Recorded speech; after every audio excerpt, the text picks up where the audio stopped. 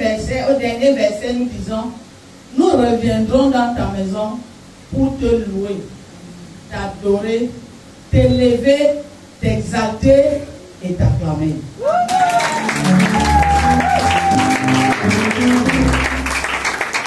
Merci Seigneur, toi qui es le bon berger. Merci pour le souffle de vie. Merci pour ce nouveau jour. Nous sommes revenus pour commencer notre année. Nous t'avons rendu les prémices et tu nous as reconduits. En réalité, notre année commence aujourd'hui. L'année de persévérance telle que nous avons dit, à partir de... Nous comptons sur toi, sur ton Saint-Esprit, sur ta grâce et sur tout ce qui te plaira de faire. Que ton nom soit loué au nom puissant de Jésus. Saint-Esprit prend le contrôle et la prééminence de toutes choses. Utilise-moi comme tu ne m'as jamais utilisé, afin que ton peuple soit béni. Amen. Qu'il ne rentre pas les mêmes personnes, telles que j'ai entendu à l'adoration. Nous disons à Satan, c'est lui qui t'a vaincu sur le bois du calvaire. Fait partie de notre armée. D'ailleurs, il est le chef. Et il a une milice. Son chef, c'est Michel Archange. Alors, nous te disons que nous nous rangeons en bataille contre toi. Amen. Et nous pouvons déjà proclamer la victoire. Amen. Au nom puissant de Jésus. Amen. Tu n'as pas de place ici, dans cette église, dans les cœurs, dans les vies. Tu es vaincu aujourd'hui. Tu as été vaincu hier. Et tu seras vaincu demain. Amen. Emballe tes bagages. Va dans les lieux arides. Au nom puissant de Jésus. Amen. Merci Jésus pour ta grâce. Pour tout ce qui te plaira de faire. Au nom de Jésus, nous avons prié. Amen. Amen. Alléluia. Amen. Alléluia. Amen. En Christ est mon espérance. Toi, chante. En Christ est mon espérance. Sa justice est mon assurance.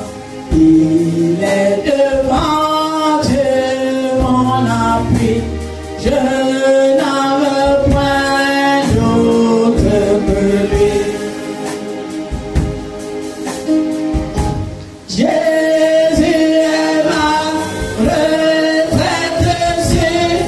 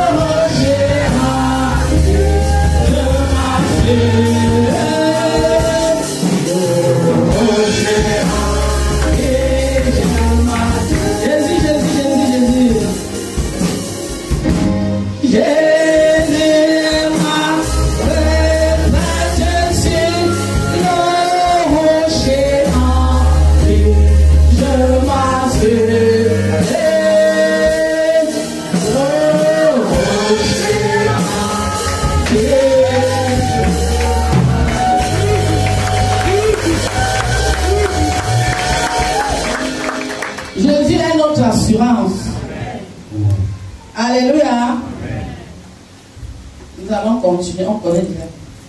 Parce que si on nous dit encore que donnez le thème que vous allez donner. Pas ça, hein? On continue seulement. Lisons 2 Timothée 3. Tu ouvres 2 Timothée 3, tu ouvres aussi 1 Timothée 6. 2 Timothée chapitre 3, verset 1. Sache que dans les derniers jours, il y aura des temps difficiles. Ok. Va à 1 Timothée 6. La Bible, c'est un livre de liaison. Ouais, non. Donc, je vais relier aujourd'hui. Je vous ai toujours dit. À des moments, pour mieux comprendre, il faut faire des liaisons.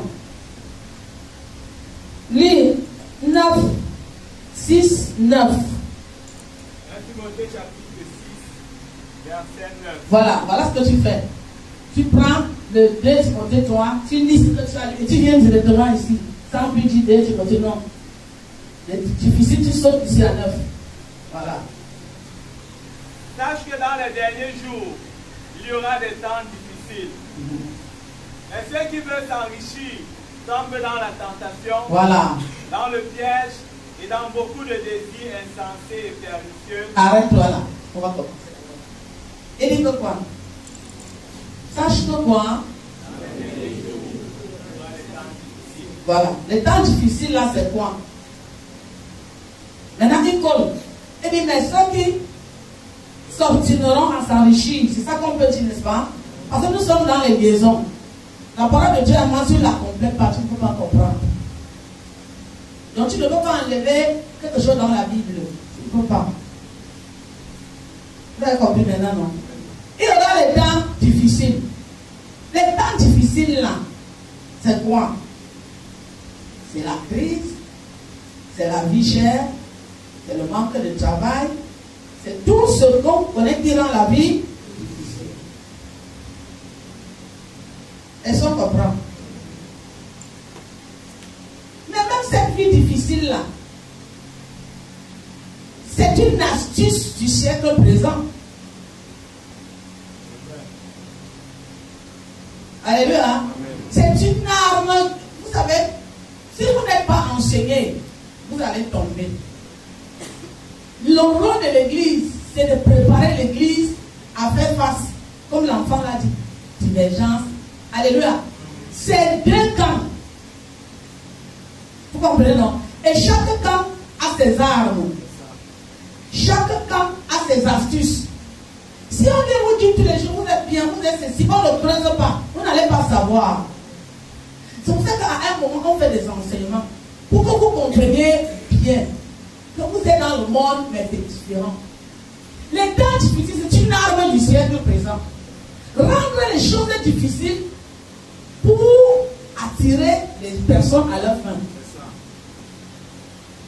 Mais si vous ne savez pas ça, vous allez vous lancer dans le monde, non? Vous allez copier tout, mais vous ne connaissez pas le fond. Et Dieu dit, l'apôtre Paul dit à Timothée, tu dois savoir cela. Aujourd'hui, c'est très profond. Il faut que tu le saches, ça va t'aider. Et tu dois prêcher ça aussi aux chrétiens. Dieu n'enlève pas les temps difficiles, mais Dieu t'avertit que les temps vont venir. Il n'enlève pas, parce que c'est un combat. Il faut que toi aussi tu ailles en guerre. Est-ce qu'on comprend maintenant?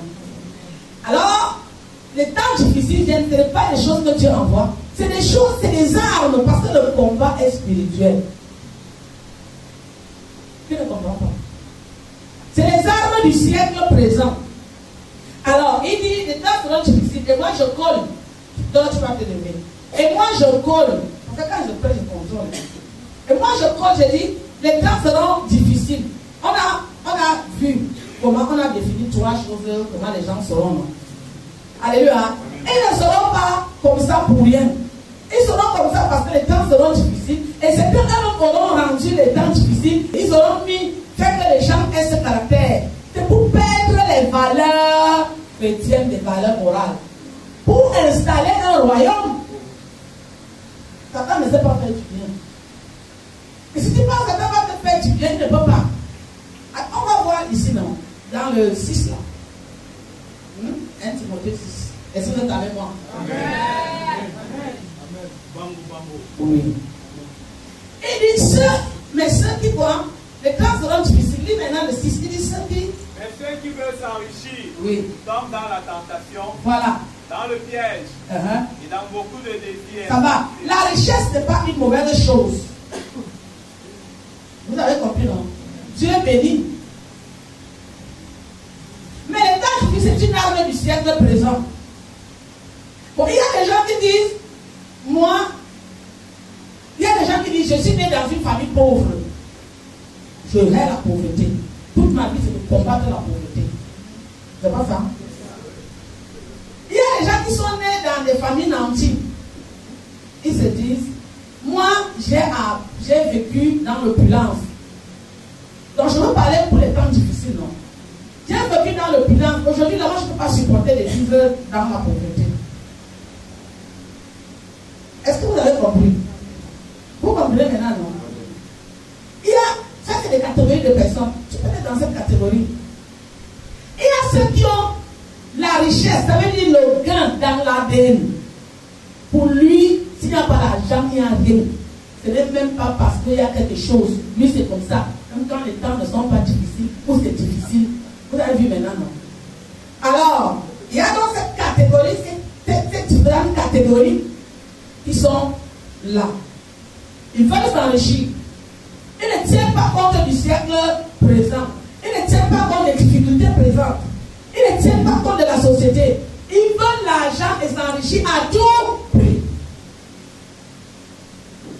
Vous voyez donc? Qu'est-ce qu'il dit là? Mais ceux qui veulent s'enrichir tombent dans la tentation. La tentation, c'est quoi?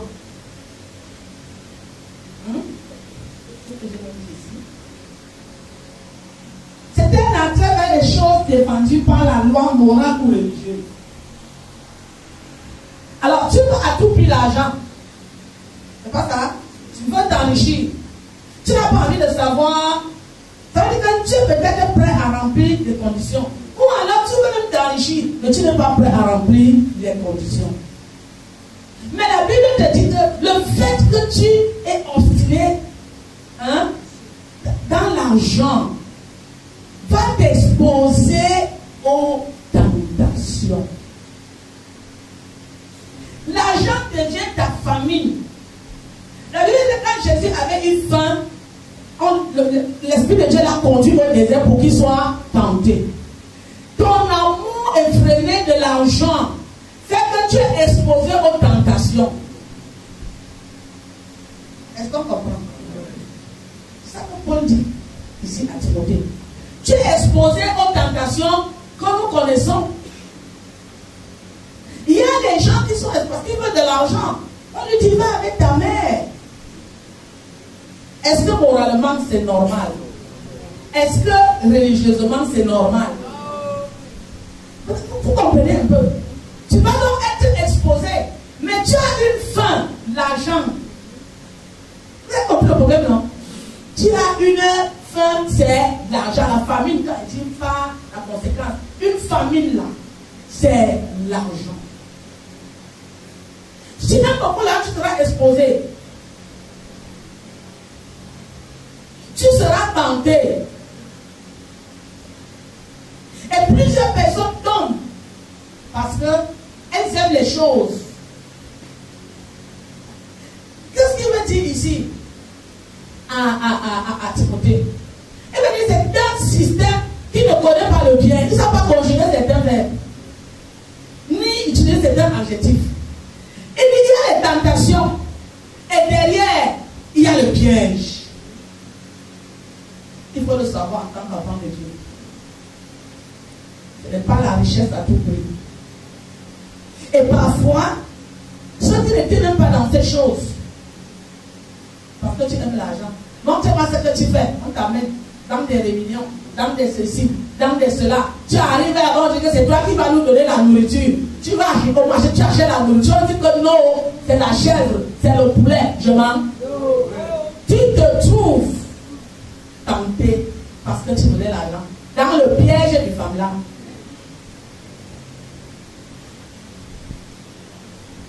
Est-ce qu'on comprend? Tu te trouves dans le piège de l'homosexualité. Tu te trouves dans le piège de tout ce que nous voyons. Tu te trouves dans ce piège. Alors qu'au départ, c'est l'argent que tu voulais. Vous avez compris? Donc il faut pas, le Seigneur dit les excès. Il ne faut pas aimer quelque chose. Ça se dit que non. Il faut prendre le temps de regarder. Le piège, c'est quoi? Quand on veut tuer les souris là-bas, on fait comment? On met la sardine, on met la viande dedans. C'est pas ça? Quand la souris regarde, est-ce qu'elle voit le piège? Elle voit la viande dedans. Elle voit la sardine. Mais quand elle vient manger, bah, écoutez, le siècle présent ne te montrera jamais la vérité. C'est Dieu qui étale la vérité comme il étale là. Et nous ne l'aimons pas. Dieu qui nous étale la vérité. Il nous dit, regarde, si tu fais comme ça, tu seras comme ça. Si tu fais comme ça, tu seras comme ça. Mais le siècle présent ne te dira jamais la vérité. Et il te tentera. Et quand tu seras dedans, tu seras piégé. Combien de personnes ont été piégées en allant chercher l'argent?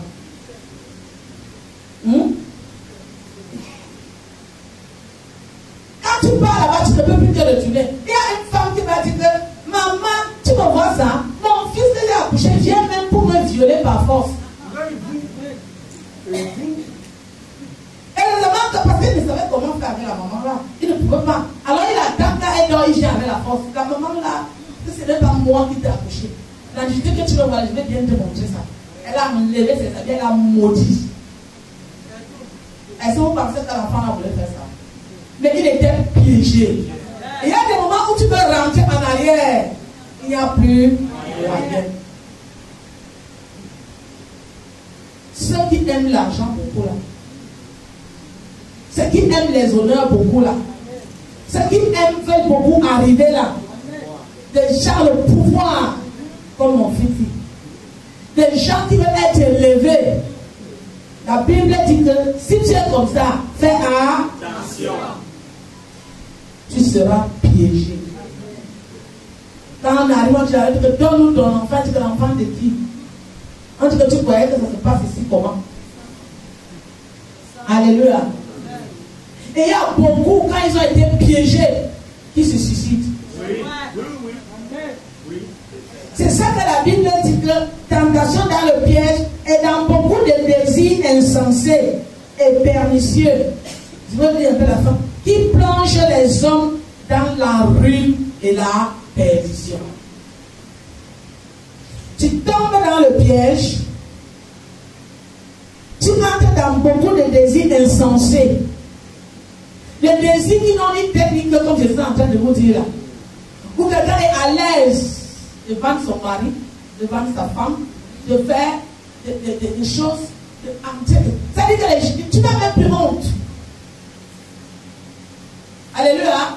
Le rôle c'est quoi? C'est de détruire les valeurs. Les valeurs morales. Les valeurs chrétiennes. Et ça c'est le rôle de l'ennemi. Amener les hommes à faire n'importe quoi. Au prix, ce n'est même pas l'argent. Parce que l'argent est conditionné. Et quand on te donne l'argent, tu ne fais pas le bien à ta famille. On te dit comment tu vas gérer l'argent. Je vous ai déjà donné peut-être mon fils. Je vous ai donné peut-être mon mari. Vous me conditionnez encore là où je dois jouir. Il y a un mensonge là. Voilà. C'est le père du mensonge. Et dit, il plonge les hommes dans la rue. Il y a des personnes qui se sont trouvées dedans. Au départ, ils étaient contents. Mais après, ils sont tristes. Ils sont malheureux. Parce que la nuit n'arrive pas à dormir. Hein? Quand vous dormez, les esprits là leur parlent. Hein? Alléluia. Tu crois que tu as le serpent chez toi, le serpent va te laisser. Mais au départ, ce n'est pas ça qu'on te montre. Alléluia. Oui. Au départ, ce n'est pas ça qu'on te montre. On te montre d'autres choses. Qu'est-ce que l'apôtre Paul veut dire à Timothée? Il veut dire à Timothée que ce n'est que Dieu qui bénit. Amen. Amen. Parce que la bénédiction de Dieu, il ne la fait suivre d'aucun chagrin. Si tu veux trouver ta joie dans des voies contournées, Si tu veux trouver ton plaisir dans des choses qui amènent l'iniquité et qui causent le tort, tout ce que j'ai cité là, ça cause le tort aux autres. Tu seras tenté, tu vas tomber dans le piège de l'ennemi et ça va te ruiner. Tu auras peut-être ce que tu veux, mais tu n'auras pas la paix. Amen. Le Seigneur dit que je donne la richesse, autant la richesse à mes bien-aimés pendant leur sommeil. Ça veut dire qu'il donne aussi une richesse, mais il te dit remplis la condition du bien-aimé. Amen. Remplis la condition du bien-aimé. Je donne ça à mes bien-aimés. Jacques se couchait sur la poitrine de Jésus et il a eu la révélation profonde du salut, la plus grande révélation. Et il dit, si tu es mon bien-aimé, tu peux dormir, je te procure la bénédiction du sommeil. Devenons des bien-aimés. Je peux être disciple, mais sans être le bien-aimé. Ça veut dire que Dieu promet aussi une bénédiction qui peut sembler légère. Alors, vous allez voir le monde, ils vont vous dire, moi je dis que je suis contre les hypothèques. Je suis contre les choses, les gens qui s'enrichissent par les dettes. Ce n'est pas la richesse. Aujourd'hui, où il y a ce qu'on appelle l'inflation, le taux d'intérêt augmente. Vous avez vu maintenant, non? Mais ceux qui ne t'ont pas dit, ils t'ont fait croire que tu avais une maison, tu as fait la crémaillère, tu habites même dans la maison, mais ils te tiennent des pièges. Alléluia. Quand ils créent eux-mêmes ce qu'ils créent, ils viennent commencer à mettre les taux d'intérêt. Ça veut dire que dans ton salaire, alors qu'il y a la crise, peut-être les salaires même diminuent, ça ne peut pas facilement augmenter. Si c'est 10 000 que tu enlevais, ils viennent t'enlever 30 000. Laissez-vous apprendre. Ce sont des pièges. Et je connais beaucoup de personnes qui se sont suicidées parce qu'elles ont perdu leur maison. Beaucoup de personnes qui sont dans le stress. Alléluia. J'ai appelé un ami dans un pays étranger, je ne veux pas citer le pays. Il a dit, mais c'est comment avec ta maison? Il dit, hey, ma soeur, ne parle pas. Parce que je te vois venir, tu m'avais averti. Je n'ai pas compris. Là où je suis ici, la tête de la maison, j'ai déjà divisé ça. Ma femme, tous mes enfants ont pu payer la tête que moi je payais. Moi, je ne veux pas parler de ça à toi. Moi, je sais ce que tu veux déjà. Parce que tu m'avais découragé fortement de ne pas m'endetter. Ma soeur, je vis dans le stress. Donc on va vivre seulement pour payer une seule maison. Le taux d'intérêt, et ces gens-là disent qu'ils vont encore augmenter. Pourquoi? Leur but, c'est de vous amener, de vous assister et vous faire accepter leur volonté. Ils ne vont pas prendre la maison, mais ils vont vous mettre à genoux et ils vont vous présenter ce qu'ils veulent. Parce qu'à un moment, pourquoi le monde suit les êtres humains, ce n'est pas souvent facile. Parce que l'esprit de l'homme est fort et n'accepte pas parfois. Alors, qu'est-ce qu'il faut faire? C'est l'arme. Alors, on vous torture, on vous asphyxie et on vous dit, choisissez. C'est ça. C'est la vérité.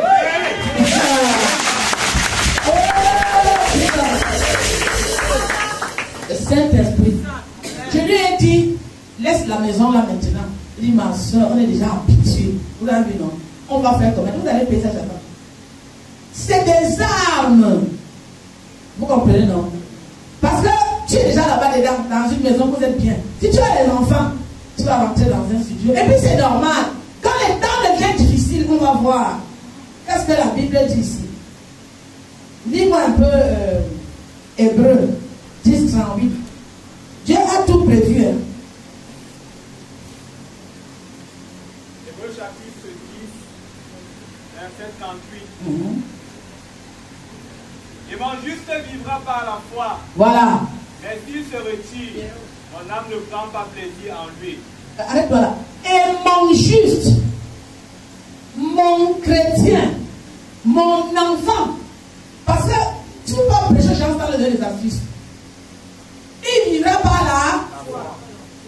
La foi, c'est quoi? Vous connaissez? Oui, c'est ça. Et dit quoi? La foi, c'est quoi? Allons-y, non, vous avez dit. Une ferme assurance. Oui. Au lieu de tomber dans les désirs insensés et pernicieux, alléluia, dans les sectes pernicieuses, il faut vivre par la foi. Je dis ici, la foi voit ce que les autres ne voient pas. Amen. Vous avez compris? Oui. Elle se délecte de la réalité des choses à venir et rend le croyant capable de comprendre que par la puissance de sa parole, Dieu a pu créer l'univers visible à partir de l'invisible. Vous voulez prendre ça? Oui. Vous avez déjà défini une ferme à des choses qu'on espère, mais j'ai défini ça autrement. La foi voit ce que les autres ne voient pas. Dans la foi, tu vois ce que les autres ne voient pas. Ils vont voir comme ils ont vu là. C'est parce que j'ai la foi et la grâce de Dieu, le Saint-Esprit, je vous explique ce que ils voient là. Elle se délecte de la réalité des choses à venir parce que Dieu parle. Il a parlé au passé, il parle au présent et il a parlé au futur. Elle se délecte à comprendre que ce que Dieu dit est vrai. Et rend le croyant capable de comprendre que par la puissance de sa parole, Dieu a pu créer l'univers visible à partir de l'invisible. Donc ce n'est pas ce que tu vois qui est important. Le monde le plus puissant, c'est le monde invisible. Donc tu peux croire et compter sur Dieu à travers les œuvres de Dieu. Amen. Oui. Vous avez compris, non? Le monde a été créé à part. Vous n'avez pas compris? Je vous lis encore. Ok. La foi, parce que c'est important, que je me trouve aujourd'hui. La foi voit ce que les autres ne voient pas. C'est pour ça que, si je ne parle plus, Dieu programme. Il met des mutations. Vous avez vu maintenant. Parce que vous allez revenir, tu vous vous rappelez. Je vous l'ai déjà dit, vous allez relire vous-même. C'est pour ça qu'il met la structure. Pour te permettre de voir comme les autres ne voient pas. Elle se délecte de la réalité des choses à venir.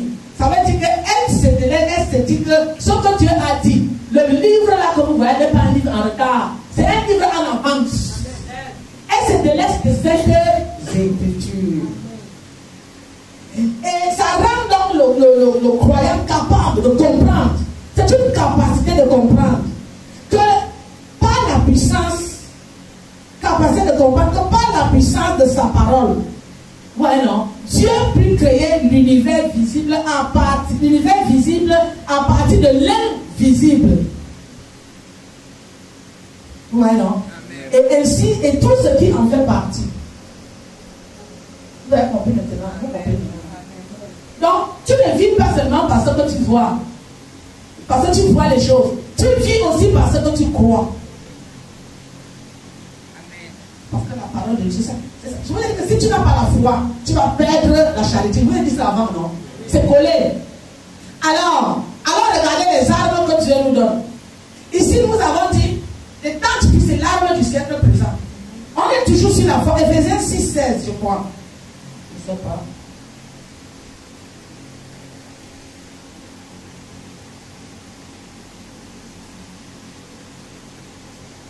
Éphésiens 6, 16. Éphésiens chapitre 6, verset 16. Lisez. Venez par-dessus tout cela le bouclier de la foi, avec lequel vous pourrez éteindre tous les traits enflammés du malin. Alléluia. Et puis que quoi? Prenez par-dessus. Et on dit que quoi? On vient de définir la foi ici, non? Le bouclier c'est quoi? C'est comme un gilet pare-balles. C'est une protection. On parle déjà de la foi. Alléluia. Pour éteindre les traits enflammés des prédateurs de ce siècle, tu éteins ça. Est-ce que je parle avec vous? Quand ils t'amènent ça, ils t'éteignent. Tu es un menteur. Amen. Alléluia. Amen. Il éteint, il comprend que ce n'est pas le bon chemin. Alléluia. Amen. Parce que ce chemin te dit jamais que tu vas porter les couches à la fin. C'est le jour que tu portes les couches que tu comprends que tu as été piégé. Vous entendez? J'ai entendu un enfant. Parce que moi, j'ai trouvé les nouvelles. Un fils d'une famille ici au Cameroun. C'est ça qu'il faisait. Alors il portait derrière les couches. Et quand c'est comme ça, on t'abandonne. On va chercher d'autres personnes. Il est quitté. D'un immeuble, il est tombé, il est mort. Parce qu'il a réalisé qu'on l'a menti.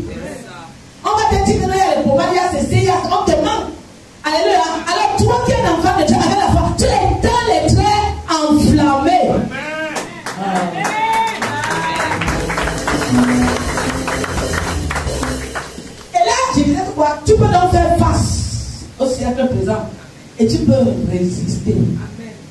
Si tu n'es pas préparé, si tu ne sais pas. Et là, qu'est-ce que Dieu dit? Ce sont les armes. Alors, il a fait son arme pour créer l'inflation. Toi, si tu viens avec son arme, avec ton arme, tu dis, je te connais. Amen. Qui est un menteur? Amen. Parce que l'issue, voici l'issue.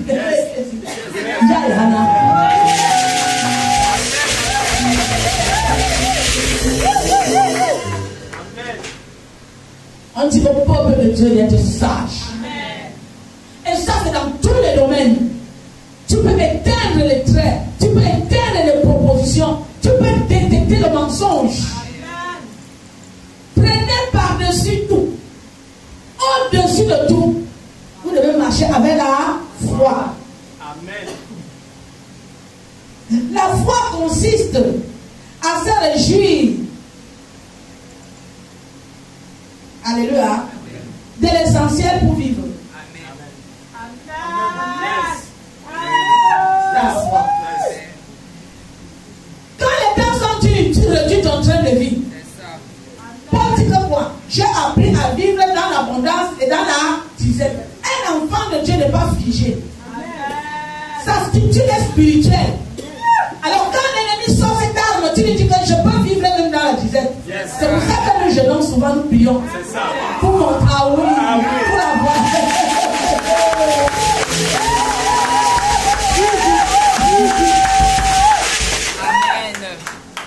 Tu ne peux pas m'attraper parce que j'ai faim. Tu ne peux pas m'attraper parce que je manque les habits. Tu ne peux pas m'attraper. Et le Seigneur a même prévu tout dans l'église. L'hospitalité. Les frères qui soutiennent les autres. Ce n'est pas ça? Oui. Donc si tu n'as pas, il y a ceux qui peuvent payer l'école à tes enfants. Comme il y a beaucoup ici. Il y a ceux qui peuvent payer même ta maison. Il y a ceux qui peuvent te donner la maison. Est-ce que je mens? Il y a qui a déjà passé ici là? Nous avons les orphelins qui ne partent pas à l'école.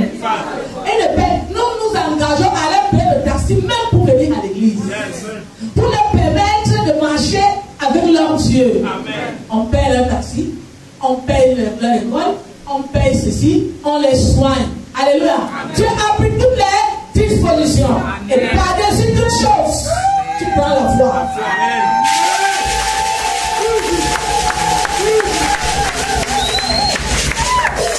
Dieu prend soin. La nourriture, des vêtements, abri. Alléluia. Oui. Paul ne dit pas que le croyant doit rester pauvre. Quelqu'un m'a dit l'autre jour, une maman, elle me dit dans l'église, c'est l'église des riches. J'ai ri. J'ai dit oui, nous sommes riches spirituellement. Amen. Parce que même dans les vêtements, nous veillons à ce que les uns et les autres soient bien habillés. Amen. Est-ce que je mens? Les cadeaux se passent de main en main. Alléluia. Même moi, même on me donne les cadeaux. Ça, c'est un cadeau, un pain qu'on m'a donné en fin d'année. Un enfant d'ici.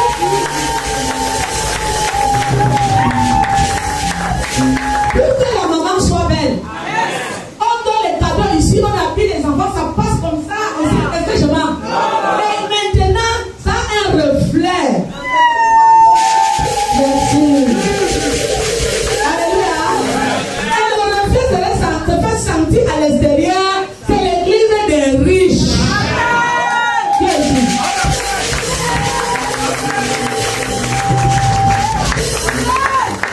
Dans le siècle présent, chaque chose qu'on te donne, on calcule. On te donne un tiers à corde. Alléluia. C'est pas ça? Comme, tu sais quoi? Conditionné. Quand j'ai envoyé mon pain chez la couturière, elle me dit que ça c'est le Woody. C'est 50 000 francs.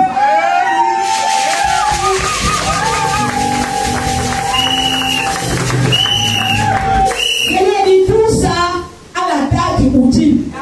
Voici mon modèle. Elle dit non, ça répond. Vous-même vous dites quoi? Alors.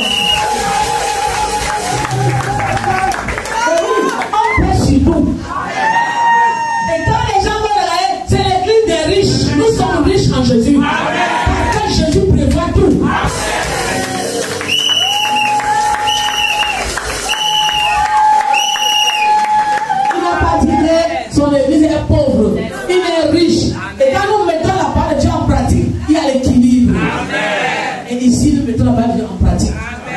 année, les pains marchent, les habits marchent, les chaussures